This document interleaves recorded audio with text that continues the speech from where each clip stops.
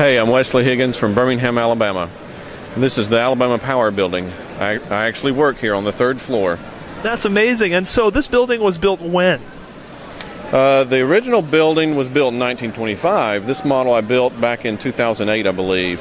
Okay. And it was before modular really kicked off. And so it's one piece, which I really hate. You know, I've got to go back and do this as a modular build. But easier to transport, all that stuff. It's a lot easier to transport as modular. But that was before I knew about that style, and so I just built it as a solid piece. Now, talk a little bit about the history of the real building itself. So Alabama Power, I'm assuming, would be a power company? That's right. It's an electric utility that's been around for about 107 years now. Okay. And they used to be Birmingham Traction and Light Company, so a lot of different things. They used to sell steam to people. Okay. You know, and but we've been generating power for 106, 107 years. And then in the 1920s, they'd grown enough to size to build a corporate headquarters.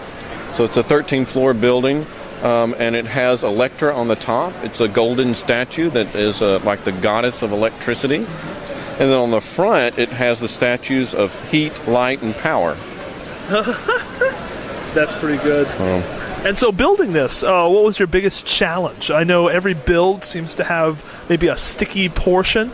Right. For me, it was being new. You know, I'd come out of my dark ages, and so I was just getting back into building it. And I really want to do the building that I build in, that I work in, because I like how the architecture of it is.